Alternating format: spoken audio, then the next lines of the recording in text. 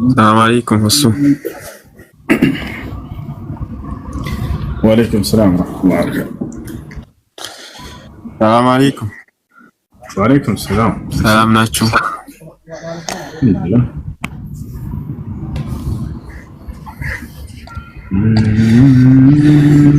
እንዴት ናችሁ?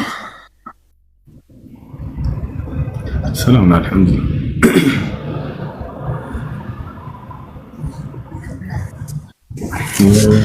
በጣም አድናቂክ ነኝ።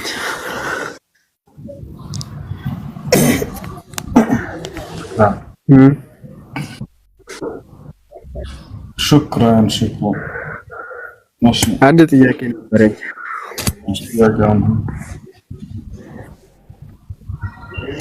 ቁርአን አወራረዱ በስንት ዓመት ነበር ያለቀው እስከሚወርድ ማለት ነው?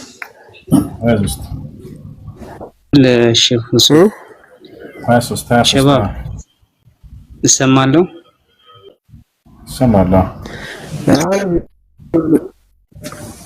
በሌላ ቦታ ደግሞ በውሳኔ ተዋ ሌሊት ነው የወረደው ያለውን እንዴት ነው?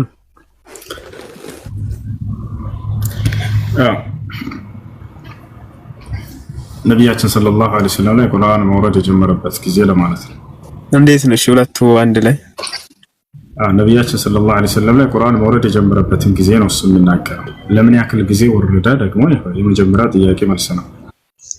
ነቢያችን ሰለላሁ ዐለይሂ ወሰለም ባረከላሁ ፊክ ወጀዛኩሙላሁ ኸይራ ወጀዛከላሁ አሉ።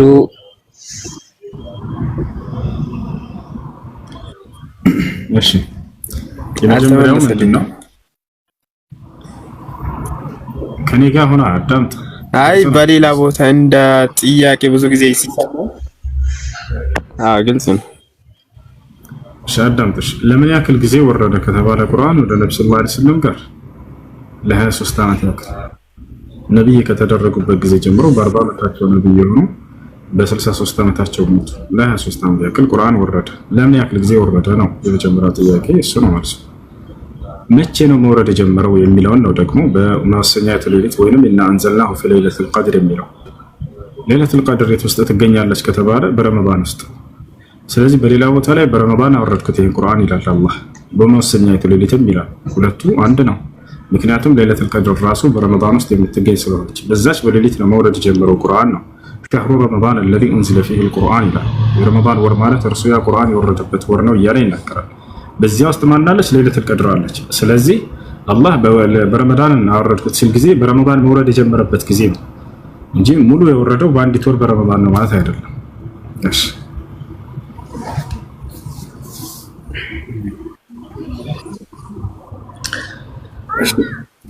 እሺ ዘንስር ሰላም እንዴት ነህ?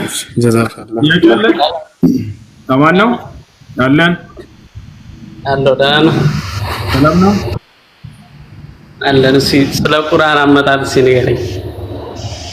እሺ ቁርአን ከአምላካችን ከአላህ ዘንድ በመልአኩ ገብርኤል ወይንም በመንፈስ ቅዱስ አማካኝነት ነው የመጣው። ማስረጃ ቃለ ሱብሓነሁ ወተዓላ ፊ ሱረት አሽ-ሹዓራ ወኢነሁ ለተንዚሉ ረቢል ዓለሚን ነዘለ ቢሂ ሩሑል አሚን ዐላ ቀልቢከ ሊተኩነ ሚነል ሙንዚሪን ይላል። ይህ ቁርአን ከእኔ ከዓለማቱ ጌታ ከአላህ ዘንድ ወረደ ይላል። ማን አወረደው? ታማኙ መንፈስ ወይንም መልአኩ ገብርኤል አወረደው ይላል። ዐላ ቀልቢከ በአንተ ልብ ላይ ሙሐመድ። ለምን አወረደው? ሊተኩነ ሚነል ሙንዚሪን ከአስፈራሪዎች ወይንም ከነቢያቶች እንድትሆን ዘንድ እያለ ይናገራል። ስለዚህ ቁርአን ከአምላካችን ከአላህ ዘንድ በመልአኩ ጅብሪል ዐለይሂ ሰላም አማካኝነት ለነቢዩ ሙሐመድ ሰለላሁ ዐለይሂ ወሰለም የተወረደ ቃል ነው። ቁርአን የተጻፈ አይደለም ማለት ነው። ከዚያ በኋላ ነው የተጻፈው። ምድር ላይ ነቢዩ ሙሐመድ ሰለላሁ ዐለይሂ ወሰለም ለሰሃቦቻቸው በጊዜው ለነበሩ አማኞች ስማቸውን እየጠሩ ና ከሊያን ተጻፍ እያሉ እያዘዟቸው ምድር ላይ ተጻፈ እንጂ ከሰማይ ተጽፎ ድብ ያለ መጽሐፍ አይደለም። በመልአኩ ገብርኤል በጅብሪል ዐለይሂ ሰላም አማካኝነት ነው። ማንን እንደጻፈው ልታሳየኝ ትችላለህ? ታሳየኛለህ? አሳያለሁ። አብሽር ቃል በቃል የነብዩ ሙሐመድ ሰለላሁ ዐለይሂ ወሰለም ሰሃቦች እኛ ቁጭ ብለን ከነብዩ ሰለላሁ ዐለይሂ ወሰለም ዘንድ ቁርአንን ስንጽፍ ነበር እያሉ ይናገራሉ። ራሳቸው ስሙንም ከነስሙ ሰያለ የጻፈው ግን ማነው ዘይድ ኩና ኑአሊፍ القرآن عند رسول الله ይላል። ዘይድ ብን ثابت ከነብዩ ሰለላሁ ዐለይሂ ወሰለም ስር ቁጭ ብዬ ቁርአንን ሲጽፍ ነበር እያለ ይናገራል። ለዚያም ነብዩ ሰለላሁ ዐለይሂ ወሰለም ና ዘይድ ብሎ ስሙን እየጠሩ ና ጻፍ እያሉ ቁርአን ادعوا لي زيدا فليكتب عني القرآن ይሉ ነበር። ዘይድን ጥሩት ከእኔ ዘንድ ቁጭ ብሎ ቁርአንን ይጻፍ እያሉ ይናገሩት ነበር። ያው እና እዚህ ጋር የተናገረበትን እንመልከት።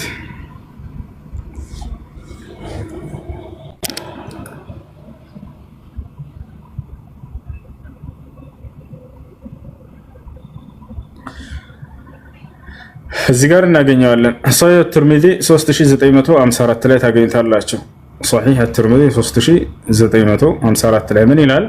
ዘይድ ብን ታቢት ይባላል ሱሐባው። ያው ኩና ዒንደ ረሱሊላህ ሰለላሁ ዐለይሂ ወሰለም ኑአሊፉ አልቁርአን ከነቢዩ ሰለላሁ ዐለይሂ ወሰለም ዘንድ ቁጭ ብለን ቁርአንን እንጽፍ ነበር ይላል። ዒንደ ረሱሊላህ ከነቢዩ ሙሐመድ ሰለላሁ ዐለይሂ ወሰለም ዘንድ ብሎ ይናገራል። ቁጭ ብለን ከእርሳቸው ዘንድ ቁርአንን እንጽፍ ነበር እያለ ይናገራል። ሶሒህ አት-ትርሚዚ 3954 ላይ ነቢያችን ሰለላሁ ዐለይሂ ወሰለም ይሄን ሱሐባ ስሙን እየጠሩ እናንተ ዘይድ ቁርአንን ጻፍ ከኔ እያሉ ያዙት ነበር። ስሙ ከፈለክ ያሳያለን።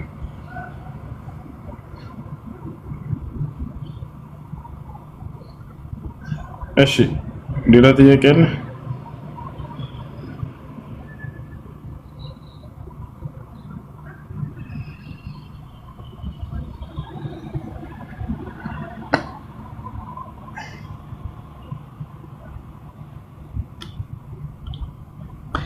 ያው እነዚህ ጋር ተመልከተው ይሄን ሱሐባ ነብዩ መሐመድ ሰለላሁ ዐለይሂ ወሰለም ና እያሉ እየጠሩት ያስፉት እንደነበር ሌሎች አይንማኝ ሱሐቦች ሌላ ሶስተኛ ሱሐባ ይመሰክራል። አልበራ ኢብኑ ዓዚብ ይባላል። ቡኻሪ ላይ ታገኘዋለህ 4990 ላይ፣ ሰሒህ ሙስሊም ልክ እንዲሁ 1898 ላይ ታገኝታላችሁ። እዚህ ጋር ይሄ ሱሐባ ምን ይላል? ለማ ነዘለት ላ የስተዊ አልቃዒዱነ ሚነል ሙእሚኒነ ወልሙጃሂዱነ ፊ ሰቢልላህ የቁርአን አንቀጾችን እያነሳ እነዚህ በወረዱ ጊዜ ቁርአን ሲወርድ ቃለ ነቢይ ሰለላሁ ዐለይሂ ወሰለም ነቢ ሰለላሁ ዐለይሂ ወሰለም እንዲህ አሉ፣ ኡድዑ ሊ ዘይደን ወልየጅእ ቢአለውሒ ወአዱራ ወልከቲፍ አው አልከቲፍ ثم قال اكتب ነቢያችን ሰለላሁ ዐለይሂ ወሰለም ቃል በቃል ዘይድን ጥሩልኝ ይሉታል። ከዚያ ይጠራል اكتب ጻፍ ይሉታል። እርሱ وخلف ظهر النبي صلى الله عليه وسلم عمرو بن أم مكتوم الأعمى قال يا رسول الله فما تأمرني فإني رجل ضرور البصر فنزلت مكانها لا يستوي القاعدون من المؤمنين والمجاهدون في سبيل الله إن نبياتي صلى الله عليه وسلم زيدا قدم ينقر يا صايه صحابة السراس يمتى እየጠሩት ዘይድን ጥሩት ቁርአንን ከኔ ይጻፍ ና ጻፍ እያሉ ያዙት ነበር። ቁጭ ብለው ከነብዩ ሰለላሁ ዐለይሂ ወሰለም ዘንድ የነብዩ ሰለላሁ ዐለይሂ ወሰለም ሰሃቦች ናቸው ቁርአን የጻፉት። ይሄ ነው። እሺ ነብዩ ሰለላሁ ዐለይሂ ወሰለም ልክ እንዲሁ በዘመናቸው ስማቸውን እየጠሩ ልክ ከአምላኬ ዘንድ ቁርአንን እንደወረደ ምንም ሳይጨምር ሳይቀር ቁርአንን እንደወረደ ማዳመጥ የፈለገ ሰው በእነዚህ ሰሃቦች ላይ ያዳምጥ ይማር እያሉ ይናገሩ ነበር። እሺ ያ ስለዚህ እነዚህ ሰሃቦች ይዘውት ሸምድደውት ከአላህ ዘንድ የወረደውን ቀጥታ ቃል በቃል ይዘውት እንደነበር ሰሃቦቻቸው ይዘው መሰክሩላቸው ነበር። ይፈትኗቸውም ነበር። ፈትኗቸውም አይሳሳቱም ነበር ሰሃቦች ናቅራ እያሏቸው ያስቀሯቸው። ለምሳሌ አብዱላህ ብን መስዑድ እንዳደረጉት አንደኛው ልክ ከአላህ ዘንድ እንደወረደ ቁርአንን ይቀራል ያሉት የመሰክሩለት እርሱ ነውና ሌሎች ሰሃቦች። እሺ ሸበካይል ማለት አብሽር ያ እሺ መሐመድ ነብያችን ነው ካል እንዴት የ6 ዓመት ልጅ አይሻል እንዴት እንትን ሊላት ይችላል? ስለዚህ ነገር እሺ ነብይ ነው ካልክ እንዴት ይችና ገባ? ይሄ የነብይነት ሚዛን እያደረከው ነው ጥያቄው። ችግር ነው እኔ መልስልሃለሁ። ነገር ግን አንድ ነብይነቱ ይረጋገጥ ዘንድ የዚህች ዓመት ልጅ ካገባ ነብይነቱ ሐሰት ይሆናል የሚል ህግ መርህ ከየት ነው የተገኘው? የለም። ገብቶሃል አይደል? ይሄ ነው የአንድ ነብይ የነብይነት ማረጋገጫ ምንድን ነው? ያ አሁን ለምሳሌ የመጀመሪያ የጠየቀው ጥያቄ ወሳኝ ጥያቄ ነው። እንዴት ነው መለኮታዊ ቃል ሲመጣለት የነበረው? በማን መልአክ ነው? አይሁዶች አስተዋይ ህዝቦች ነበሩ፣ እንደው አውቀው ጣመሙ እንጂ መተው ምንድነው ያላቸው? መለኮታዊ ራእይ በማን በኩል ነው የሚወርድለት ብለው ይጠይቁ ነበር። ያውቃሉ በማን በኩል መለኮታዊ ራእይ እንደሚመጣ። በጅብሪል አለይሂ ሰላም መካከል በኩል ይሏቸው ነበር። ወደ ማን ነው የምትጣራው? አስተምሮትህ ምንድነው ብለው ሰው ይመረምራል። ችግር የለውም። ነብዩ ሰለላሁ ዐለይሂ ወሰለም ስላገቧቸው ስለ እናታችን አይሻ እንናገር። እናት ነብያችን ሰለላሁ ዐለይሂ ወሰለም እናታችን አይሻ ስትናገር ምን አለች? ስለ ትዳራቸው ተዘወጀኒ ረሱሉላህ ሰለላሁ ዐለይሂ ወሰለም ወአና ቢንት 6 ሲኒን ወበና ዐለየ ወአና ቢንት 9 ሲኒን። የአላህ መልእክተኛ ነብዩ ሰለላሁ ዐለይሂ ወሰለም በ6 ዓመቴ አገቡኝ። ማግባት ማለት ማጨት እንደምንለው ነው እኛ አብሮ መኖር ሳይጀምሩ በፊት ያለው ህይወት ማለት ነው እንጂ በ9 ዓመቴ ከእኔ ጋር ህይወትን መሰረተ ብላ ተናገረች። ያ ነው። አሁን ታዲያ ነብያችን ሰለላሁ ዐለይሂ ወሰለም ይሄን ባደረጉ ጊዜ በዚያ ዘመን ይሄን አይተው የነበረ ከሃዲያን ነበር? አዎ ነበሩ። ግን ተቃውመዋል። ይሄ ህፃን ልጅ ጋብቻ ነው ብለው አልተቃወሙም። ህፃን እንዳልሆነችም ያውቁ ነበርና አንደኛ ይሄን ራሷ የመሰከረችበትን ሌላ ሐዲስ ልስጥህ። እናታችን አይሻ ስለ ተክለ ሰውነቷ ስትናገር ምን አለች? እናቴና አባቴ ወይንም እናቴ ቀድማ ትመግበኝ ነበር እየቀመመች ሰውነትን የሚያወፍር የሚያሰባ ምግብን ትመግበኝ ነበር እየቀመመች። ይሄም እናቴ ተሳካላት። በምታበላይ ጊዜ ነብዩ ሰለላሁ ዐለይሂ ወሰለም ጋር ከመሄድ በፊት ሰውነቴ ወፈረ ሰባ እያለች ተናገረች። አልኢማሙ አልቃዲ ታላቁ ዓሊም ምን ይላል? ልክ አንዲት ወጣት ሴት የምትደርስበት ተክለ ሰውነት ላይ ደርሳ ነበር እያለ ይናገራል። ገብቷል? ያ ሌላኛው ነገር የተክለ ሰውነት ነገር ይሄን ይመስላል። በእስልምና አስተምህሮ የአዳምን አፈጣጠር ይገልጻል። ነብያችን ሰለላሁ ዐለይሂ ወሰለም ሲናገሩ ምን አሉ? አዳም ሲፈጠር 60 ክንድ ነበር እያሉ ይናገራሉ። የሰው ልጅ ኃጢአትን ባደረገ ቁጥር ጸጋን እየተነጠቀ ሲመጣ አላህ ከኔ ጋር ነህ ዘንስር ከኔ ጋር ነህ ይሰማል አለው ይሰማኛል። አዎ አዳም በተፈጠረበት ጊዜ 60 ሜትር ማን ነው 60 ክንድ ነበር። ዛሬ እንደምናያቸው እንደ 2 ሜትር የማይሞላ ሰው አልነበረም። የታች አይደለ? እና ስለዚህ የሰው ልጅ ኃጢአትን ባደረገ ቁጥር ይህ ተክለ ሰውነቱን እየተነጠቀ ነጥቶ ነው ከጊዜ ወደ ጊዜ እየቀነሰ ይሄዳል ማለት ነው። ነብያችን ሰለላሁ ዐለይሂ ወሰለም ለዚህ ማስረጃ ሐዲስ ላይ ሲናገሩ خلق الله آدم على صورته طوله 60 ذراعا አሉ። አላህ ሱብሓነሁ ወተዓላ አዳምን 60 ክንድ አድርጎ ፈጠረ አሉ። 60 ክንድ ነበር ማለት ወደ 30 ሜትር ማለት ነው። ስለዚህ የሰው ልጅ ኃጢአትን ባደረገ ቁጥር ዘመናት በነጎዱ ቁጥር የዛኔ ጸጋን እየተነጠቀ ሲመጣ የተክለ ሰውነቱ እየቀነሰች መጣ። ዛሬ 2 ሜትር የማትሞላ ቁመት ላይ ደርሰናል ሁላችን። ታቻለ ይሄ ነው እና የዛሬ 1446 ዓመት በፊት የዛሬ 1447 ዓመት በፊትና ዛሬ ላይ ያለውን ማወዳደር ስለዚህ አንችልም ማለት ነው። እኛ የዛሬዎችን ስላየን ነው። ነገር ግን በዚያ ዘመን ይህ ተክለ ሰውነታቸው እንደዚህ እንዳልነበር ከዚህ ከሐዲስ እንረዳለን። ከጊዜ ወደ ጊዜ የሰዎች ተክለ ሰውነት እየቀነሰ ነው የሚሄዱ በታቻለ ነው። ሲቀጥል አንድ ሴት ለአቅመ ሔዋን ከመድረሷ ምልክቷ ምንድነው? የወር አበባ ማየት አይደለ? እናታችን አይሻ አይታ ነበር ወይ? አዎ ይሄን ቃል በቃል ራሷ ተናግራለች። ሐዲስ ላይ ትርሚዚ ላይ በተዘገበ ሐዲስ ምን አለች? إذا بلغت البنت 9 سنين فهي امرأة አለች። ሴት ልጅ በዚህ ዘመን 9 ዓመት ከሞላት እርሷ ከልጅነት ዓለም ወጥታ ለአቅመ ሔዋን የደረሰች ሴት ሆናለች ብላ ተናገራለች። ስለዚህ በዚያ ዘመን ሴቶች ለ9 ዓመት ያየው ነበር ተክለ ሰውነቷን በግልጽ ተናግራለች። ልክ አንዲት ወጣት ሴት የምትደርስበት ተክለ ሰውነት ላይ ደርሳ እንደነበረ ይሄንን ተናግራለች። ዑለሞችም ይሄን መስክረዋል፣ ተናግረዋል። ይሄን ይመስላል። ሌላው ነገር ጠይቋት ነው ያገባት ወይስ ሳይጠይቋት? ጠይቀው በስነ ስርዓት ነው የተገባቸው። የዛሬዋ 9 ዓመት ልጅ ምናልባት ለትዳር ብትጠይቃት ላታውቅ ትችላለች። ግን ያቺ ለትዳር ቢጠየቁ ራሱ የሚረዱና ትልቅ ሴቶች እንደሆኑ ከሐዲሱ መንበብን መረዳት እንችላለን። እና በመስኪ እናታችን አይሻ ምንድነው የተገለጸችበት የሚለውን ስታዩ ጊዜ ከዚህ ዘመን ሴቶች ጋር በተገናኘ አይደለችም። ተጠይቃ ነው የተገባቸው። ያንን በስነ ስርዓት ራሷ ነች የዘገበችው። የሚገርማችሁ የትዳርን ጥያቄ ምን አለች ስትናገር? قال لي النبي صلى الله عليه وسلم أترضين أن تكوني زوجتي في الدنيا والآخرة؟ قلت بلى. فقال صلى الله عليه وسلم فأنت زوجتي في الدنيا والآخرة. يا الله ملك تنيان دي هالون يالج በዱንያም በአኺራ ምን ሚስትሞን ትፈልጊያለሽ ነው ተወጃለሽ ነው ትስማሚያለሽ ነው አሉኝ አለች። ከዛ በኋላ እኔም አዎ እንዴት አርስማማን ነው አላህ መልእክተኛ አልኩ።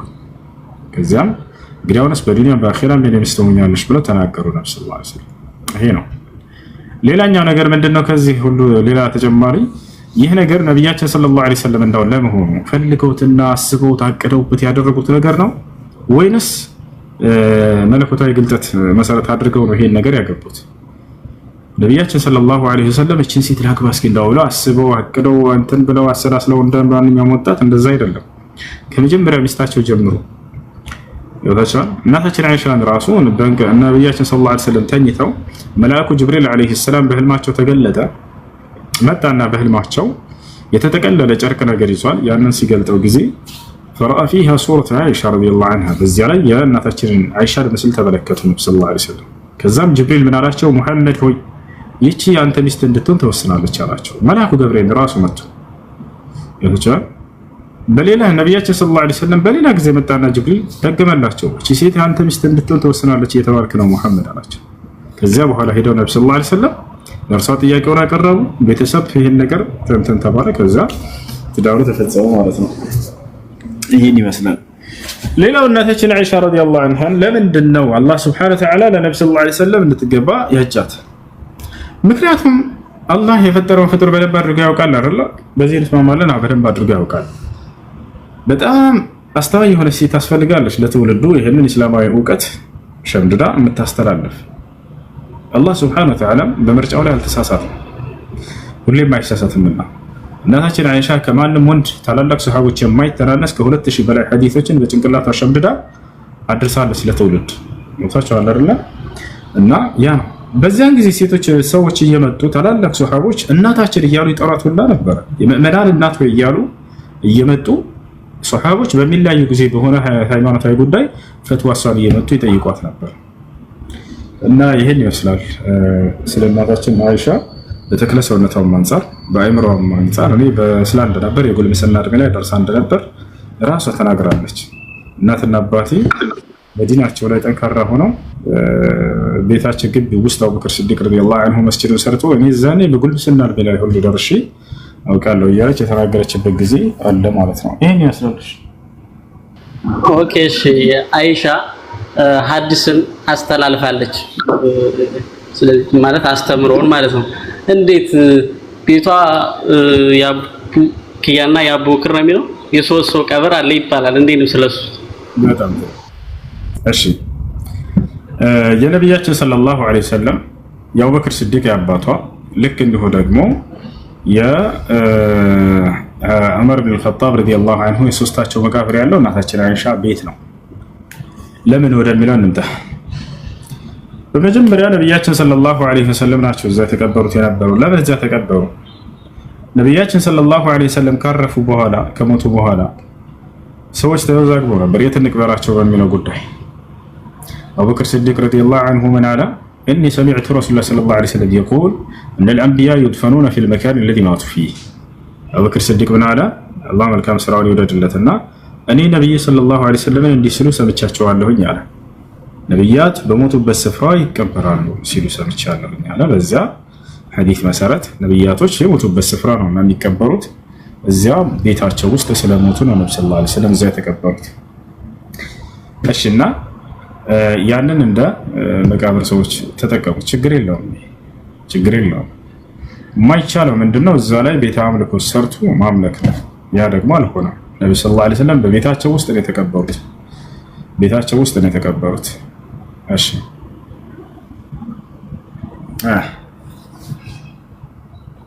ጨረስ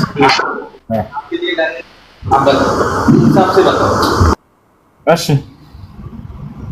ያልገባዋለሁ ወይንም ሌላ ጥያቄ?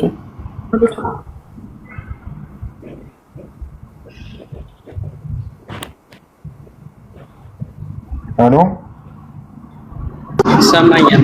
እኔ ነው እሺ፣ ሌላ ጥያቄ ወይንም ያልገባ ካለ? ኦኬ። ያው እንግዲህ በእስልምና እምነት መስጊድ ውስጥ ሬሳ ምናምን ማስገባት አይቻልም ይባላል። ትክክል። መስጂድ ውስጥ አይደለም ያለው ያልከው ነው። ቤታቸው ውስጥ ነው ያሉት። መስጂዱና እሱ እንትን አይደለም። መስጂዱ ለብቻ ነው ያለው። ቤታቸው ውስጥ ነው እርሳቸው ተቀብረው ያሉት እስካሁን ድረስ። መስጂድ ውስጥ ቤታ መቃብር እንዳይደረግ ነብያችን ሰለላሁ ዐለይሂ ወሰለም ደግሞ እዛ ያሉት የራሳቸው ቤት ውስጥ ነው ያሉት። እሺ ተመስገን ከቀብሩ ጎን እንደዚህ መስገዱ ችግር የለውም። ቀብሩን እንደ ቂብላ አቅጣጫ አድርጎ እዛው ፊት ለፊት ቆሞ መስገድ ወደሱ ዙሮ ተከለከለ። እንዲሁም በመስጂድ ውስጥ መቀበር አይቻልም፣ ክልክል ነው። ነብያችን ሰለላሁ ዐለይሂ ወሰለም ለዕነቱላሂ ዐለል የሁዲ ወነሳራ ኢተኸዙ ቁቡር አንቢያኢሂም መሳጅድ ወኢኒ አንሃኩም ዐን ዛሊክ ብለዋል። በቀብር ላይ ቤተ አምልኮ መስራት አይቻልም። እዚያ ላይ አልተሰራም። ወፍራቸው የተቀበሩት ቤታቸው ውስጥ ነው ብቻ ነው። ባለፈው ቪዲዮ አይቻለሁ ነበር። ቪዲዮ ሰርቻለሁ እንደዚህ ሂሳብ እንጂ ቪዲዮ ሰርቻለሁ። ምናልባት ማየት ከፈለክ በቅርብ ተወሰነ የነብዩ ሰለላሁ ዐለይሂ ወሰለም የሚገኙበት ቦታ ከመስጂዱ ጋር የሚገኘው እንጂ መስጂዱ ውስጥ አይደለም። ኦኬ ነው ስንተኛ ላይ እንደሆነ ባላቅም የሶስቱ ሬሳ አሁን ላይ አባናውያን የሚባል መስጊድ ውስጥ አይደለም ያለው አልመስጂድ ነበዊ መስጂድ ነበዊ ውስጥ አይደለም እያልኩኝ ነው። ከጎኑ ነው ያለው በታላር ከጎኑ ነው ያለው እንጂ እነዚያ መስጂድ ውስጥ እንደዚህ ሆኖ መስጂዱ ወደዚያ አቅጣጫ ቅብላውን ወደ መቃብሩ አቅጣጫ ዙረው የሚሰግዱበት ቦታ ምናምን አይደለም። እሺ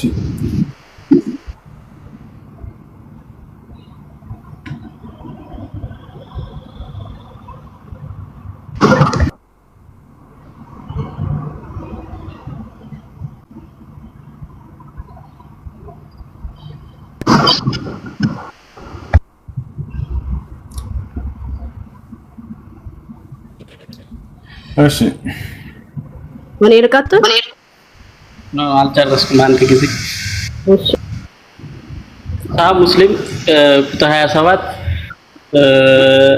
ኤ73 የሚለውን ሲገልጽ አድርገው ቁርአን ላይ ማለት ነው። ስለዚህ ቁርአን ላይ ነው ያለው። እሺ አንዴ ላሳየህ ሊቃውንቶችን የዑለሞችን ንግግር። እሺ አሁን ቅድም በተናገርኩት ነገር ላይ ማለት ነው። አማ ቀብሩሁ ሰለላሁ ዐለይሂ ወሰለም ፊ ቤቲሂ ወለይሰ ፊል መስጂድ የነብዩ መሐመድ ሰለላሁ ዐለይሂ ወሰለም ቀብር ያለው ቤታቸው ውስጥ ነው እንጂ መስጂድ ውስጥ አይደለም ይላል። ያው አንድ ወደ አማርኛ ላሳይህ ቀይሬ ሼክ አብዱልአዚዝ ኢብኑ ባዝ ይባላሉ። ታላቅ ዓሊም ናቸው። እርሳቸው ከሳውዲ ሊቃውንቶች መካከል ናቸው። ያው እነዚህ ጋር መቃብሩን በተመለከተ ሰለላሁ ዐለይሂ ወሰለም በቤቱ እንጂ በመስጂድ ውስጥ አይደለም በቤት ውስጥ አይደለም በአልበቂዕ ውስጥ ያ ነውና ሼክ አብዱልአዚዝ ኢብኑ ባዝ ይባላሉ። እርሳቸው በዚህ ጉዳይ ላይ ተጠይቀው የሰጡት ፈትዋ ነው። ቁርአን ቁጥር ስንት ነው ያልከው?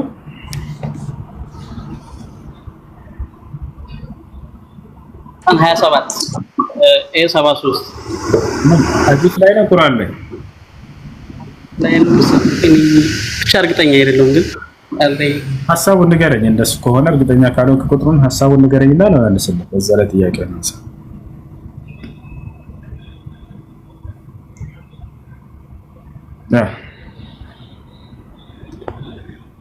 የሙሐመድ እንደሆነ ወደ ስለዛ ነገር ነው የሚለው ስለምን ለቀብር ከቀብር ስለወጣው ነው ከቀብር ውስጥ ስለወጣው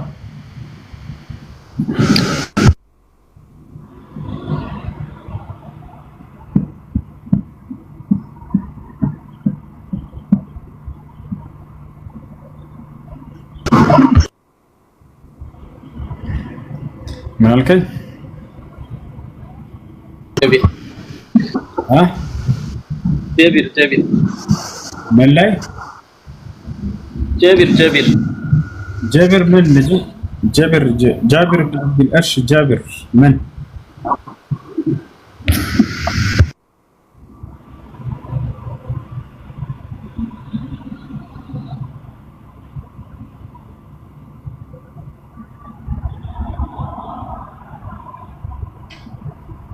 ወደ አብደላ አሊ ኡቤ መቃብር ሲሄድ እንዴት ነው ያደረገው ይላል።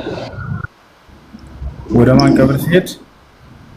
ወደ አብደላ አሊ ኡቤ። ቁጥሩን የት ነው? ቁጥሩን ንገረኝ። በቃ ቁጥሩን አይቼ ልክፈትልህ።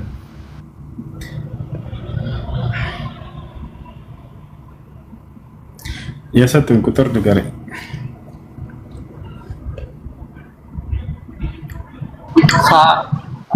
ሙስሊም 27 ኤ73 ሰው ሙስሊም አይደለ? እሺ 2000 ስንት ነው? 2000 ነው።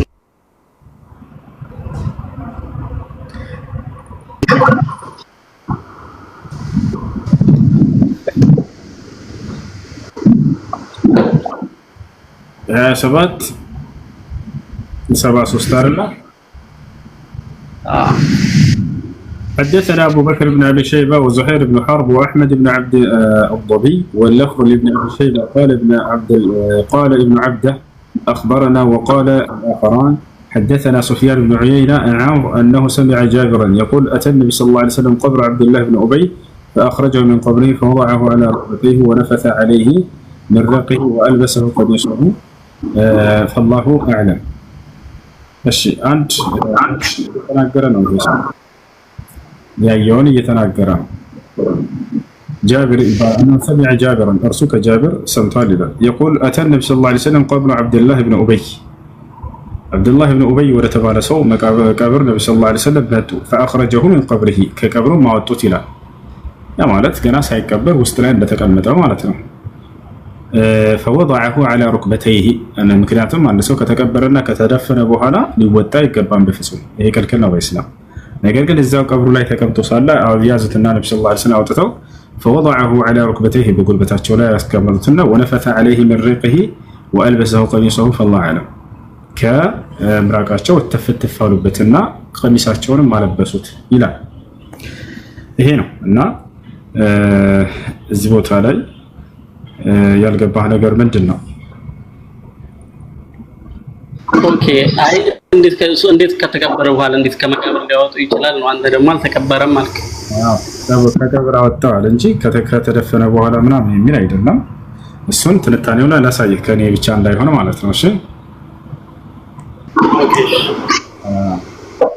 من ይላል أتى رسول الله صلى الله عليه وسلم عبد الله بن أبي بعدما أدخل حفرته فأمر به أيه يتكفرበት ቦታ ላይ ከገባ በኋላ ይላል በሌላ ሐዲስ ላይ እንዳም ተዘግቧል ቡኻሪ ላይ فأخرجت وطه فوضعه على ركبتيه ونفث عليه من رقه وألبسه قميصه فالله أعلم وكان كسى عباسا قميصا قال سفيان وقال أبو هارون وكان على رسول الله صلى الله عليه وسلم قميصان فقال له ابن عبد الله يا رسول الله ألبس أبي قميصك الذي يلي جلدك قال سفيان فيرون أن النبي صلى الله عليه وسلم ألبس عبد الله قميصه مكافأة لما صنع لما يعطت كتبالك أبروك تكمت بوهالا زي مقابر وسط أو تطور النبي صلى الله عليه وسلم እርሱን ያንን ቀሚሳቸውን አለበሱት። ለምን ከተባለ የዚህ ሰው የሞተው ሰውዬ የነብዩ ሰለላሁ ዐለይሂ ወሰለም ባልደረባ ነው። አንተ የአላህ መልእክተኛ ሆይ የረሱል ልብስ ያልብሱልኝ አባቴ ብሎ ጠየቃቸው። ነብዩ ሰለላሁ ዐለይሂ ወሰለም ፍላጎትን ሊያደርጉለት ከርሳቸው ሁለት ልብሶችን ለብሰዋል። አንዱን ልብሳቸውን አወለቁና ነብያችን ሰለላሁ ዐለይሂ ወሰለም ለዚያ ሰውዬ ሊያለብሱት ዘንድ ነው መልሰው እንደገና ያወጡት። ከዚያ ከተደፈነ ከተለበሰበት በኋላ ምናምን አይደለም حفرته ይላል የተቆፈረለት ቦታ ላይ ከተቀመጠ በኋላ ይላል በሌላኛው ሐዲስ ላይ ማለት ነው። كان عبد الله ابن أبي بن سلول هو رأس المنافقين في المدينة وكان يبطن عداوة النبي صلى الله عليه وسلم ولكن لم يمنع ذلك النبي صلى الله عليه وسلم أن يكافئه على بعض الأمور. وفي هذا الحديث يروي جابر بن عبد الله رضي الله عنهما أن النبي صلى الله عليه وسلم أمر بعبد الله بن أبي بعدما دفن فأخرج من قبره فأجلسه على ركبتيه وألبسه قميصه ونفث عليه من رقه. يقول جابر بن عبد الله رضي الله عنهما فالله أعلم بسبب إلباس رسول الله صلى الله عليه وسلم إياه قميصه فإما أن يكون فعل ذلك لأن ابن سلول المنافق كان كساء العباس رضي الله عنه عم رسول الله صلى الله عليه وسلم قميصا حين أسر يوم بدر فأعطاه رسول الله صلى الله عليه وسلم قميصا يعني بدله لئلا يبقى لكافر عنده يد. وبهذا أخبر سفيان بن عيينة راوي الحديث أنهم يرجحون أن النبي صلى الله عليه وسلم ألبس عبد الله قميصه مكافأة له لما كان كسى العباس رضي الله عنه قميصه. وربما يكون فعل ذلك لأن عبد الله بن أبي كان مسلما حسن الإسلام وقد طلب من النبي صلى الله عليه وسلم أن يلبس أباه الميت قميصه الذي يمس جلده. ليكون رحمة على أبيه، فاستجاب له النبي صلى الله عليه وسلم إكراما له. وفعل النبي صلى الله عليه وسلم هذا كان قبل نزول قوله سبحانه وتعالى ولا تصلي على أحد منهم مات أبدا ولا تقم على قبره إنهم كفروا بالله ورسوله وماتوا هم فاسقون. ففي البخاري ومسلم أن هذه الآية بهذا النهي نزلت بعد أن صلى رسول الله صلى الله عليه وسلم على عبد الله بن أبي بن سلول. ولفظ البخاري عن ابن عمر رضي الله عنهما أن عبد الله بن أبي لما توفي جاء ابنه إلى النبي صلى الله عليه وسلم فقال يا رسول الله أعطني قميصك يكفنه فيه وصل عليه واستغفر له. فأعطاه النبي صلى الله عليه وسلم قميصه فقال آذني يا رسول الله فآذنه. فلما أراد أن يصلي عليه جذبه عمر رضي الله عنه فقال أليس الله نهاك أن تصلي على المنافقين؟ فقال أنا بين الخيرتين. قال استغفر لهم ولا تستغفر لهم أو تستغفر لهم 70 مرة فلن يغفر الله لهم. فصلى عليه فنزلت ولا تصلي على أحد منهم. وفي الحديث مشروعية إخراج الميت بعد دفنه لسبب وفيه مشروعية تكفين الميت في القميص. أنا يني أسلال بتقلش من أتيقنا أوكي ጥያቄ የለኝም። ስለ እስልምና ከሌላው ሃይማኖት ምን ነው የሚለየው? እስልምና ከሌላው ሃይማኖት የሚለየው በምንድን ነው? አንደኛ ኢስላም አምላክ ራሱ ቃል በቃል የደነገገው ሃይማኖት መሆኑ። በሌሎች ላይ ስትሄድ ጊዜ አምላክ ያዝባቸው። ለምሳሌ ቃል በቃል እስልምና ከእኔ ዘንድ ቀጥተኛው ሃይማኖት እርሱ ብቻ ነው ብሎ አላህ ይናገራል። እስልምናን እኔ ለቀደሙትም ነብያቶች ደነገኩት እያለ ይናገራል። አያ ቃል በቃል ይሄን ይናገርለታል። በሌሎች ጋር ስትል ጊዜ አምላክ ይሄን ሃይማኖት ተከተሉ ብሎ በግልጽ የሚናገርበት አታገኝም። ይሄን ሃይማኖት ደነገኩላችሁ ብሎ የሚናገርበት አታገኝም። አንደኛ ነው። ሁለተኛው ምንድነው? በነብያት በኩል የተደነገገ ሃይማኖት መሆኑ ይሄ ነው። አላህ ቃል በቃል በቁርአን ላይ ሲናገር شرع لكم من الدين ما وصى به نوحا والذي أوحينا إليك وما وصينا به إبراهيم وموسى وعيسى ይላል። እነሆ ይሄን እስልምና ሃይማኖት ለአንተ ደነገኩልህ ሙሐመድ ለአንተና ለተወለዶች ካለ በኋላ ከዚህ በፊት ኖህን አብርሃምን ሙሴን መሲሁን አዘጀባቸው የነበረውን እያለ ይናገራል። ይሄ ነው። ሌላው እስልምና የሚለየው ምንድነው? ነብያቶች ሁሉ ሙስሊም ሆኑ ብለው ህዝባቸውን የሰበኩት ሃይማኖት መሆኑ። ቃል በቃል ኖህ ምን ይላል? ስለራሱ ወኡምርቱ አን አኩነ ሚነል ሙስሊሚን ይላል። እኔ ከሙስሊሞች እንደሆነ ታዝዣለሁ ይላል። ልክ እንዲሁ መሲሁ ዒሳ አለይሂ ሰላም ሐዋርያቶቹ ሙስሊም እንዲሆኑ ይመክራቸዋል። ሙስሊም ነን እያሉ ቃል በቃል ይናገራሉ። የሙሴ ህዝቦች ልክ እንዲሁ ሁላቸው ነብያት ይሄንን የሰበኩትና ያስተማሩት ነው ታገኛለህ። ሌላ እስልምና ሃይማኖት የሚለየው ነገር ምንድነው? የነብያት የእምነታቸው መሰረት የሆነውን መሰረት የያዘ መሆኑ።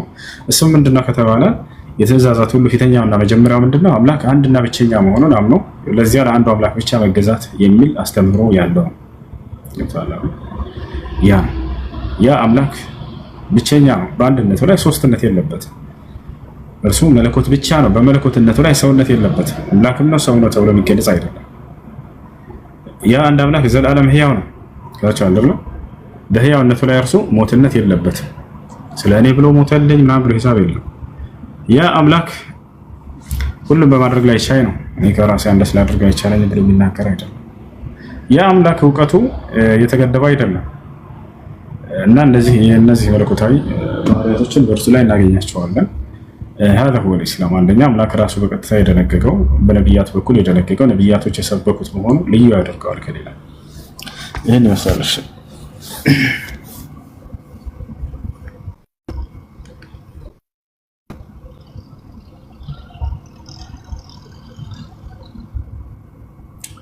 እሺ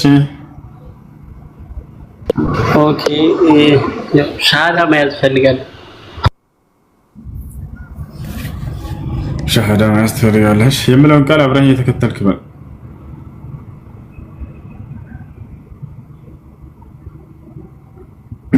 ይሰማል? ይሰማኛል። እሺ የምለውን አብረን በል። አሽሀዱ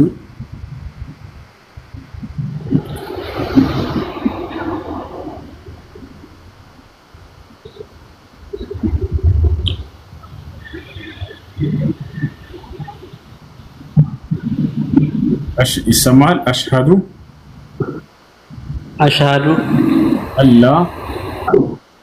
አላ ኢላሃ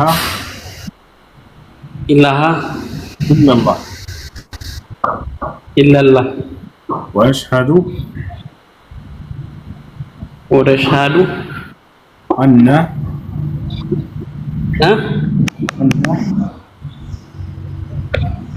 አልሰማሁም። አነ አለ አነ ነ አነ አላህ ሳይሆን ነ አነ አነ ሙሐመደን ረሱሉላህ ማሻአላህ ማሻአላህ። እዚህ በኋላ ሙስሊም ሆኗል፣ ጨርሳል። አሁን ያልከው ቃል የሸሃዳ ቃል ወይንም የምስክር ቃል ይባላል። አንድ ሰው ወደ እስልምና ሲገባ ጊዜ መጀመሪያ የሚለው የምስክር ቃል ነው። እርሱም የነቢያት ሁሉ አስተምህሮ የመጀመሪያው ትዕዛዝና መሰረት የሆነው ስለ አንዱ አምላክ አምላክነት የመሰከርክበት ነው። ትርጉሙ ምን ማለት ነው? አሽሀዱ አን ላ ኢላሀ ኢለላህ ማለት እነሆ ከአንዱ ከአላህ በስተቀር በእውነት የሚመለክ ሌላ አምላክ የለም ብዬ መሰክራለሁ፣ ሙሐመድን የእርሱ መልእክተኛና ነብይ ናቸው ብዬ መሰክራለሁ ብለህ የመሰከርከው ቃል ነው። በየሁሉም ነብያት ዘመን ይሄንን የምስክር ቃል ያስብሏቸው ነበር። በዚህም ቃል ወደ ኢስላም እንደሚገባ ያስተምሯቸው ነበር። በኩል በመሲሁ በኩል ምን የሚል ቃል? አን አሚኑ ቢ ወቢረሱሊ በእኔ በአምላካችሁ በአላህ እመኑ በላኩላችሁ መልእክተኛና ነብይ እመኑ ይላቸዋል። ሐዋርያቶችን ምን አሉ? ቃሉ አመና እነሆ አምነናል፣ ወሽሀድ ቢአንና ሙስሊሙን እኛ ሙስሊሞች መሆናችንን መስክር አሉ። የሙስሊምነታቸው ማስመስከሪያ ምንድነው? በአንዱ አምላክ አምላክነታቸው ማመናቸውና በተላከው መልእክተኛ እንደ መልእክተኛ እንደ ነብይ በመቀበላቸው ነበር። አሁንም ለዚህ ትውልድ እስከ ዓለም ፍጻሜ ድረስ ለሚመጣው በአንዱ አምላክ በማመንና በዘመናችን ለተላኩት እስከ ዘመኑ ፍጻሜ ድረስ ለተላኩት ለነብዩ ሰለላሁ ዐለይሂ ወሰለም ነብይነታቸው ነው መስከር። ሁሉም ነብይ በየዘመኑ ነብይነቱ ይመሰክርለት ነበር። ይሄን ይመስላል። እሺ አንድ ሰው እስልምናን ከተቀበለ ምን ያገኛል ወደሚለው እንምጣ። በሰለመበት ቀን አንድ ሰው እስልምናን በተቀበለበት ቀን ያለፈ ኃጢአቱን ሁሉ ስርየት ያገኛል፣ ምህረትን ያገኛል። አላህ ሱብሓነሁ ወተዓላ ወደ እኔ ሲመለሱ ሰዎች ያለፈ ኃጢአታቸውን ሁሉ አላስብባቸውም እያለ ይናገራል። ይህም በሱረቱል አንፋል ላይ አላህ ሱብሓነሁ ወተዓላ ሲናገር ምን ይላል? ቁል ሊለዚነ ከፈሩ ኢየንተሁ ይግፈር ለሁም ማ ቀድ ሰለፍ ወኢን የዑዱ ፈቀድ መደት ሱነቱል አወሊን ይላል። ሙሐመድ ሆይ ለእነዚያ ለካዱት እንዲህ ብለህ ንገራቸው ካሉበት ክህደት ቢቆጠቡና ወደ እኔ ቢመለሱ ያለፈ ኃጢአታቸውን ሁሉ ምርላቸዋለሁ እያለ ይናገራል። እሺ አንድ ሰው እስልምናን በመቀበሉ ምክንያት በቀጣዩ ዓለም ምን የተስፋ ቃል ተሰጥቶታል ከአምላኩ ዘንድ ከነቢዩ ሰለላሁ ዐለይሂ ወሰለም ዘንድ? ስለ ቀጣዩ ዓለም ወዴት እንደሚሄድ ተነግሯል ወይ? አዎ የተስፋን ቃል አላህ ሱብሓነሁ ወተዓላ ራሱ ሰጥቶናል። ነብዩ ሰለላሁ ዐለይሂ ወሰለም ይሄንን በሐዲስ ላይ አስቀምጠውታል። አላህ በቁርአን ላይ አንድ ሰው ሙስሊም በመሆኑ በቀጣዩ ዓለም ወዴት እንደሚሄድ ሲነግረን ምን ይላል? الذين آمنوا بآياتنا وكانوا مسلمين ادخلوا الجنة ይላል። እነዚያ በአናቅጾች ያመኑትንና ሙስሊም የሆኑትን ገነትን ግቡ ነው የምላቸው እያለ ይናገራል። ቀጥታ ሙስሊም የሆኑትን ገነትን ግቡላቸዋለሁ እያለ ይናገራል። በሌላ ቦታ ላይ ምን ይላል? إن الذين آمنوا وعملوا الصالحات لهم جنات النعيم خالدين فيها وعد الله حقا وهو العزيز الحكيم ይላል። እነዚያ በእኔ አምነው መልካምን የሰሩትን ለእነርሱ ገነትን አስገባቸዋለሁ በእርሷም ውስጥ ለዘላለም ዘውታሪዎች ናቸው። ይህም የእኔ የአላህ ቃል ነው ይላል። ቃሌም እውነት ነው። ወዕደ አላሂ ሐቀን ይላል። የእኔ የአምላካችሁ የአላህ ቃል ኪዳኔ ለእናንተ የገባሁት ይሄ እውነትም ነው እያለ ይናገራል። ከታቻለ አይደል? ይሄን ይመስላል። ነቢያችን ሰለላሁ ዐለይሂ ወሰለም ሐዲስ ላይ ሲናገሩ ምን አሉ? አልጀነቱ ላ የድኹሉሃ ኢላ ነፍሱን ሙስሊማ አሉ። ቃል በቃል ገነትን ሙስሊም ነፍስ እንጂ ሌላ ማንም አይገባበትም እያሉ ይናገራሉ ማለት ነው። ይሄን ይመስላል። እሺ አንድ ሰው እስልምናን ከተቀበለ በኋላ ምን ማድረግ ይጠበቅበታል ከተባለ ሻወር ይወስድና ለሶላት ራሱን ዝግጁ ያደርግ ዘንድ ነው። ከዚያ ንጹህ ልብስ በመልበስ ለዚህ ላመነው እና ለመሰከረው ሶላትን መስገድ ይጀምራል ማለት ነው። ትልቁ የአምልኮ ስርዓት ሶላት ነው። ይህን ሶላት መስገድ ይጀምራል ማለት ነው። እሺ ሙስሊም ጓደኞች በአቅራቢያ ታገኛለህ? በአካል ይኖራሉ አሉ። በቃ ስለ ሶላት አሰጋገድ አስተምሩ ይበላቸው፣ ያስተምረዋል። በጣም ቀላል ነው። ከዚያ ሶላትን በመማር መስገድ ትጀምራለህ ማለት ነው። ስምህ ማን ነበር? ንጉስ። እሺ መቀየር ካልፈለክ ችግር የለውም። መቀየር የምትፈልግ ከሆነ እንቀይርልሃለን። ያንተ ምርጫ። ኦኬ መቀየር ፈልጋለሁ። እሺ ደስ የሚልህ አንተ የምትወደው ስም አለ ወይስ እኛ እናውጣለን? እናንተ አውጡልኝ። አይ እሺ ደስ የሚል ስም ጻፉ። አብዱራህማን፣ ሙሐመድ፣ ሁሴን፣ እሺ ቢላል፣ ሰዒድ የትኛው ይሻላል? ዑስማን፣ አቡበክር፣ ዑመር፣ ኻሊድ አነስ የትኛው ይሆን? በቃ የዚህ በኋላ ማን ይሆን? ቢላል ይሆንልህ? ይሁን ደስ ይለኛል እናንተ ካላችሁ። በቃ ቢላል እንግዲህ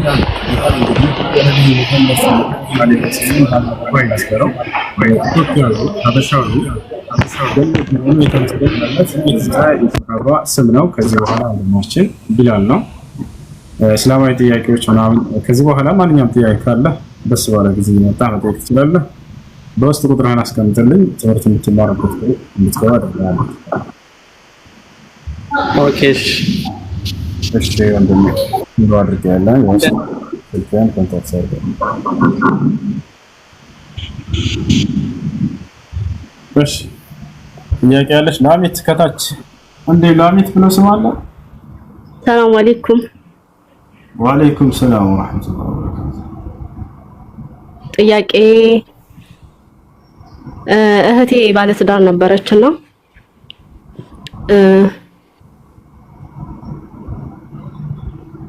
ባለቤቷ ፈታት ማለት ነው።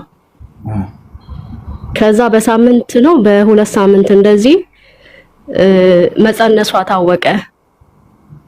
አወቀች ማለት ነው። ከዛ ያው አንድ ላይ መኖር ጀመሩ፣ አንድ ቤት ማለት ነው፣ መውጣት ስለማትችል እና አሁን መውለጃዋ እየደረሰ ነው። መመለስ ፈለገ እሱም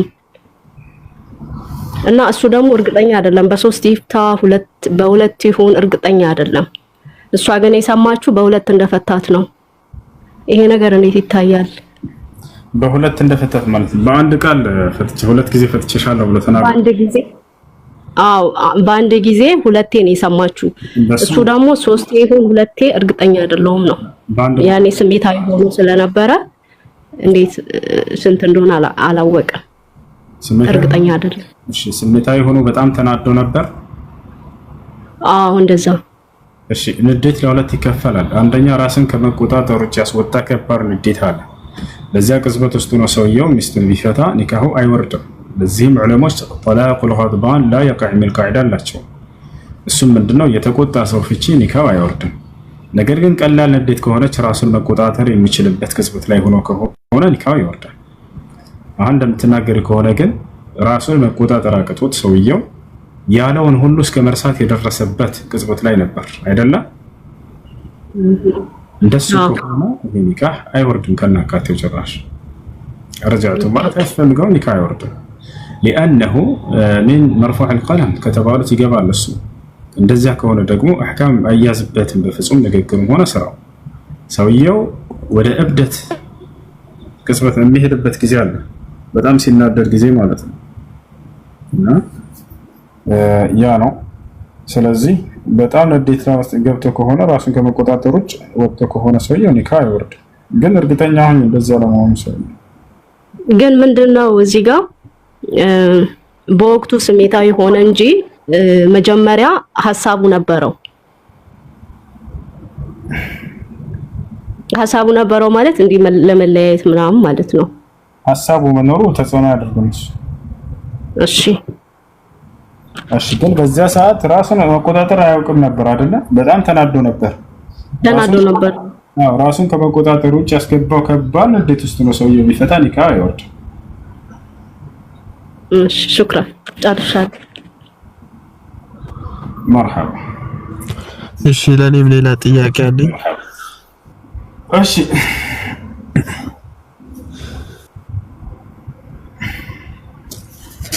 አንድ ሴት ሳታገባ በፊት ያው ወለደች በአንድ ሰው ማለት ነው። ከዛ በኋላ መጋባት ምናምን አላችሁ እንዴት ነው? በአንድ ሰው ወለደች ማለት በአንድ ሰው ብቻ? አይ አብሮ የኖሩ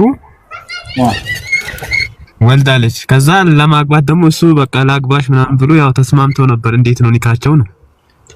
ኦኬ ወልዳለች አሁን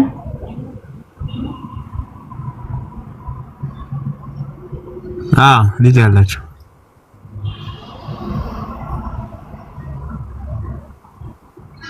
ኦኬ እንትን መጋባት ይችላሉ በእርግዝና ላይ እስካልሆነች ድረስ። ከወለደች በኋላ ሊጋቡ ችግር የለም። ከወለደች በኋላ ሊጋቡ ችግር የለም።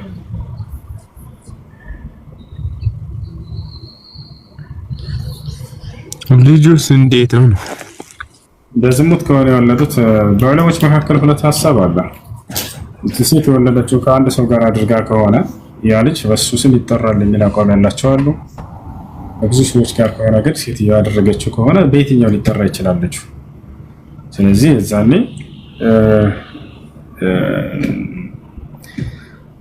በአንድ ሰው ከሆነ ያረገዘችው ሴትየዋ በዚያ በአንድ ሰው በዚያ በሰውየው መጠራት ይችላል የሚል አቋም ያላቸው አሉ። ይሄ ነው አቋማቸው። በብዙ ከሆነ ግን በየትኛው ሊጠራ አይችልም ነው። ሁለተኛው አቋም ደግሞ ምንድነው? በዝሙት የወለደ ሰው በመሰረቱ አባት ሊባል አይችልምና እሱ በዛ ሊጠራ አይችልም የሚለው ነው። እኔ ትክክለኛው አቋም ብዬ የማምነው ይሄ ነው። ለምን ከተባለ ነብያችን ሰለላሁ ዐለይሂ ወሰለም ናቸው የሁሉ ነገር ባለቤት። فإن تنازعتم في شيء فردوه إلى الله والرسول ነው ያለው አላህ። በሆነ ሃይማኖታዊ ጉዳይ ላይ በተጨቃጨቁ ወደ አላህና ወደ መልእክተኛ መልሱት ነው የተባለው። ነብያችን ሰለላሁ ዐለይሂ ወሰለም ሐዲስ ላይ በዚህ ጉዳይ ተናግረዋል ወይ? አዎ ተናግረዋል። ምን አሉ? አልወለዱ ሊልፍራሽ ወሊልዓሂር አልሐጀር። ልጁ የሚገባው ለትክክለኛ አባቱ ነው አሉ። ፍራሽ ብለው ማለት በሸሪዓዊ በሆነ ኒካህ አድርጎ ፍራሽ ላይ የተገናኘ በሐላል ፍራሽ ላይ የተገናኘ ለማለት ነው። ያለ ፍራሹ ዘንድ መተሰው አስረግዘው ቢሄድ የአባትነት መጠሪያ የለውም። ወሊልዓሂር አልሐጀር ነው ያሉት። እንደውም ለዝሙት ለወለደ ሰው ለሱ ፍርድ ነው የሚገባው አሉ። አልሐጀር ያኔ الرجم الى الموت እስኪሞት ድረስ መወገር እንጂ ወይንም ያላገባ ከሆነ 80 ግርፋት 100 ግርፋት ይቅርታ ተገርፎ በዛው ቻው ይባላል እንጂ ልጁ እሱ ነው ይባል አይችልም በፍጹም። ስለዚህ ይሄ ነው። ስለዚህ በዝሙት የወለደ ሰው የአባትነት መጠሪያ የለውም ማለት ነው።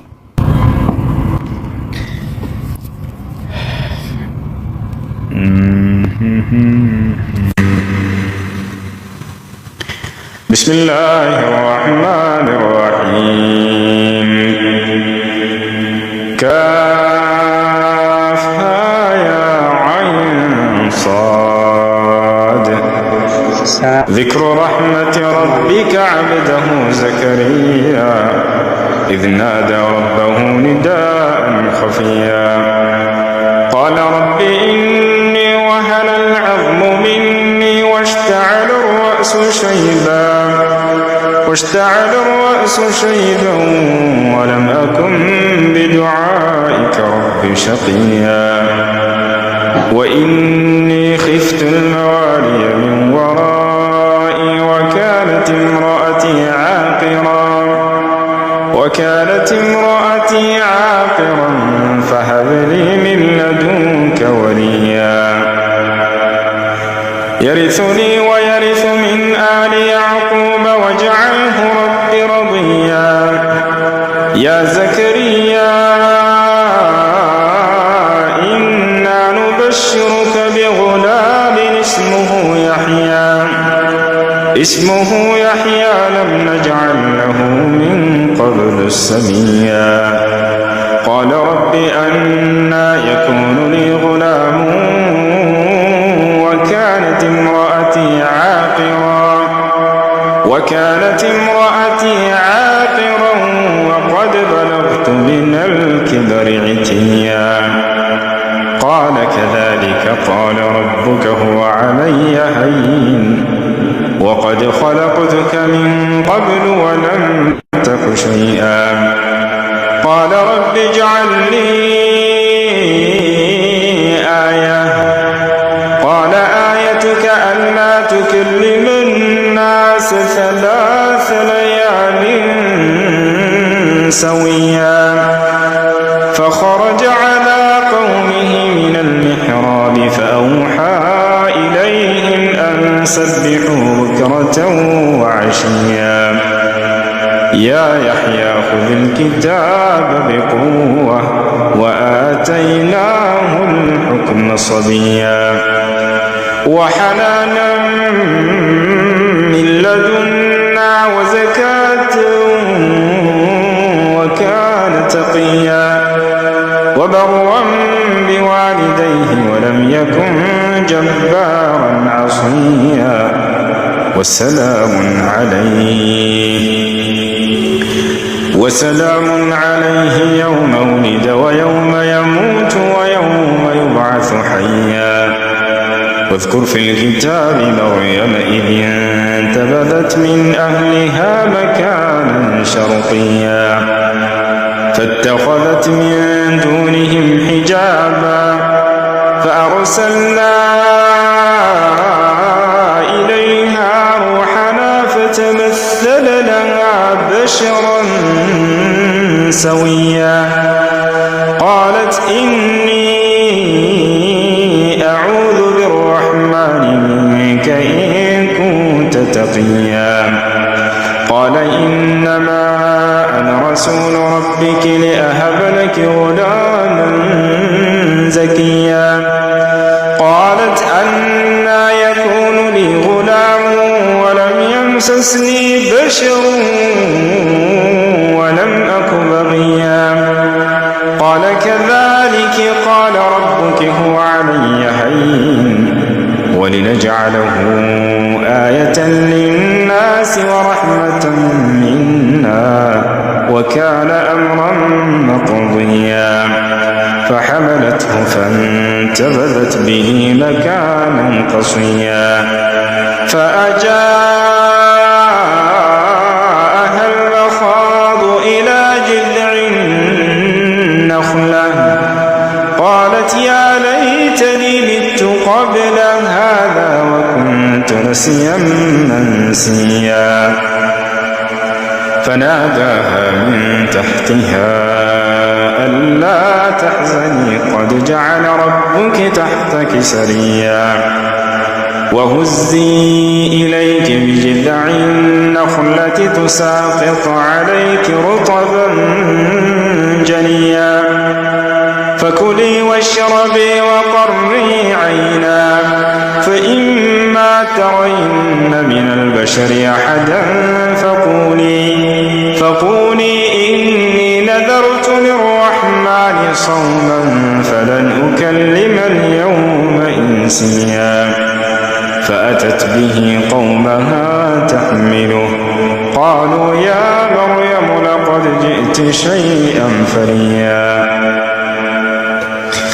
يا أخت هارون ما كان أبوك امرأ سوء وما كانت أمك بغيا فأشارت إليه قالوا كيف نكلم من كان في المهد صبيا قال إني عبد الله آتاني الكتاب وجعلني نبيا وجعلني مباركا أينما كنت وأوصاني بالصلاة والزكاة ما دمت حيا وبرا بوالدتي ولم يجعلني جبارا شقيا والسلام علي يوم ولدت ويوم أموت ويوم أبعث حيا ذلك عيسى ابن مريم قول الحق الذي فيه يمترون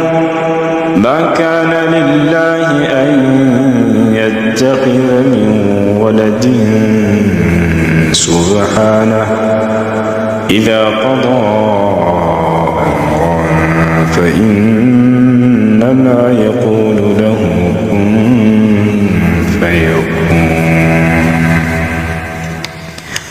وإن الله ربي وربكم فاعبدوه هذا صراط مستقيم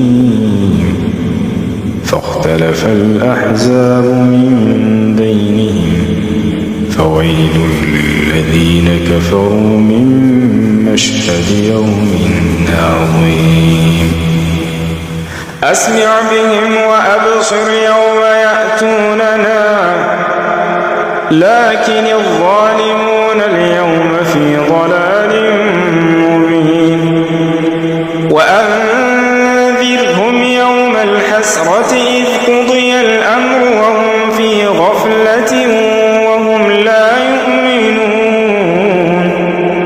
إنا نحن نرث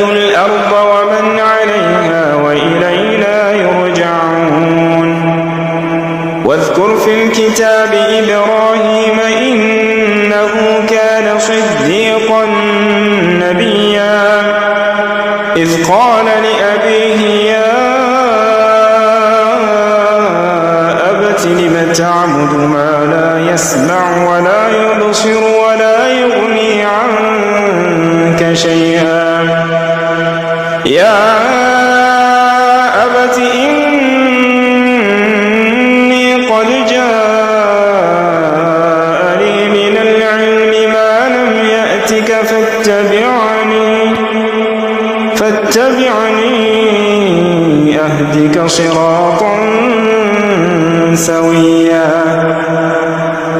يا أبت لا تعبد الشيطان إن الشيطان كان للرحمن عصيا يا أبت إني أخاف أن يمسك عذاب من الرحمن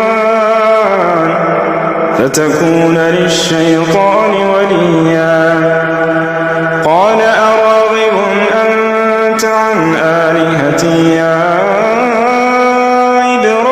إبراهيم لئن لم تنته لأرجمنك واهجرني مليا قال سلام عليك سأستغفر لك ربي إنه كان بي حفيا وأعتزلكم وما تدعون من دون الله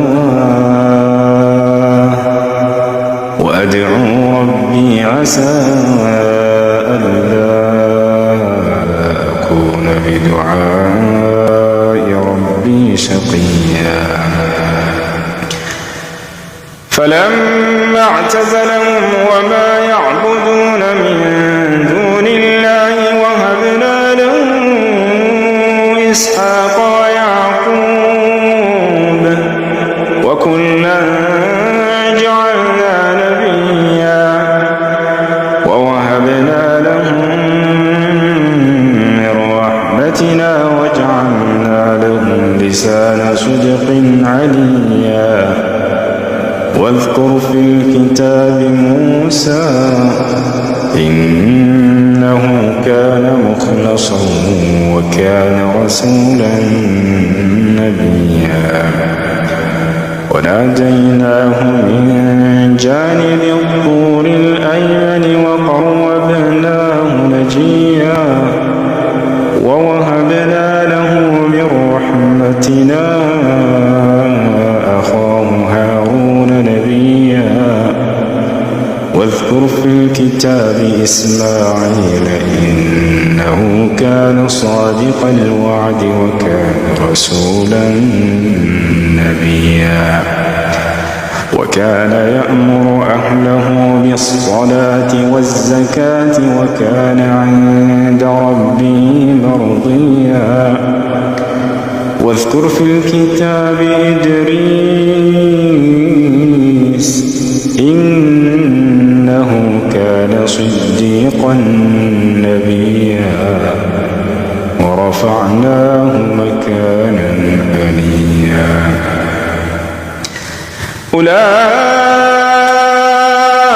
أولئك الذين أنعم الله عليهم من النبيين من ذرية آدم وممن حملنا مع نوح ومن ذرية إبراهيم وإسرائيل وممن هدينا واجتبينا إذا تتلى عليهم آيات الرحمن خروا سجدا وبكيا فخلف من بعدهم خلف أضاعوا الصلاة واتبعوا الشهوات فسوف يلقون غيا إلا من تاب وآمن وعمل صالحا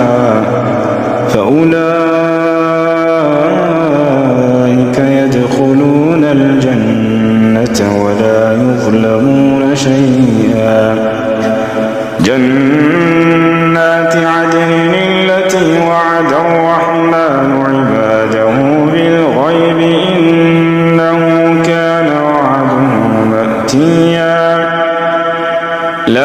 يسمعون فيها لغوا إلا سلاما ولهم رزقهم فيها بكرة وعشيا تلك الجنة التي نورث من عبادنا من كان تقيا وما نتنزل إلا بأمر ربك له ما بين أيدينا وما خلفنا وما بين ذلك وما كان ربك نسيا رب السماوات والأرض وما بينهما فاعبده واصطبر لعبادته هل تعلم له سميا ويقول الإنسان وإذا ما مت لسوف أخرج حيا أولا يذكر الإنسان أنا خلقناه من قبل ولم يك شيئا فوربك لنحشرنهم والشياطين ثم لنحضرنهم حول جهنم جثيا ثم لننزعن من كل شيعة أيهم أشد على الرحمن عتيا ثم لنحن أعلم بالذين هم أولى بها صليا وإن منكم إلا واردها كان على ربك حتما مقضيا ثم ننجي الذين اتقوا ونذر الظالمين فيها جثيا وإذا تتلى عليهم آياتنا بينات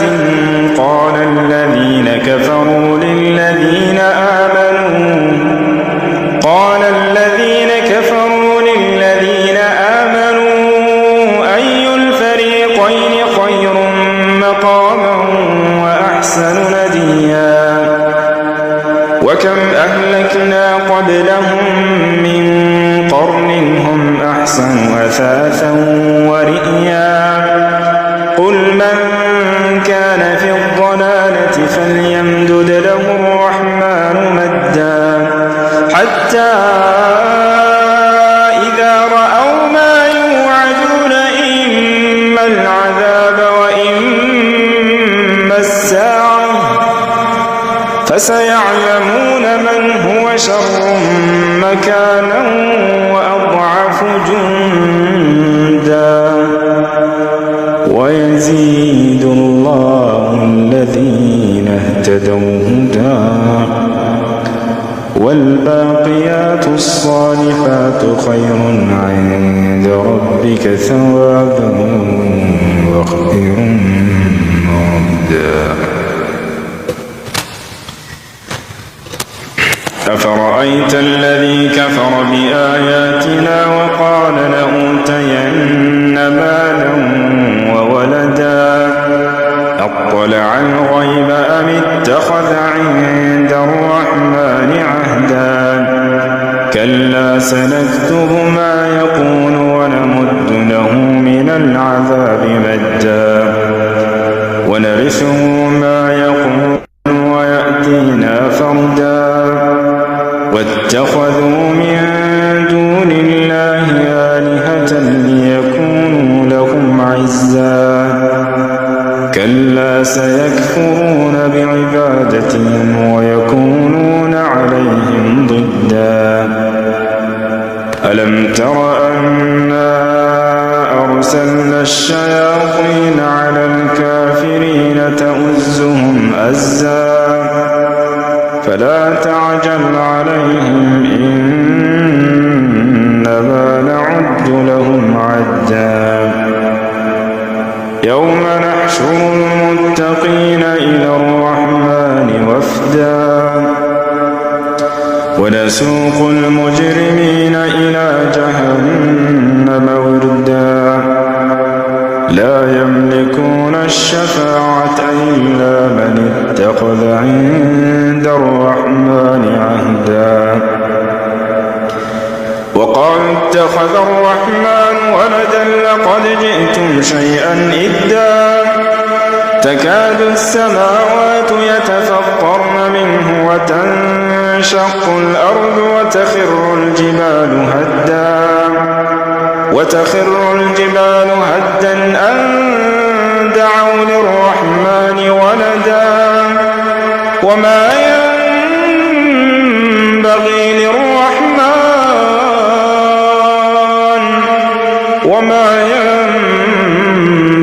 للرحمن أن يتخذ ولدا إن كل من في السماوات والأرض إلا آتي الرحمن عبدا لقد أحصاهم وعدهم عدا وكلهم آتيه يوم القيامة فردا إن الذين آمنوا وعملوا الصالحات سيجعل لهم الرحمن ودا فإنما يسرناه بلسانك لتبشر به المتقين وتنذر به قوما ودا وكم أهلكنا قبلهم من قرن هل تحس منهم من أحد أو تسمع لهم ركزا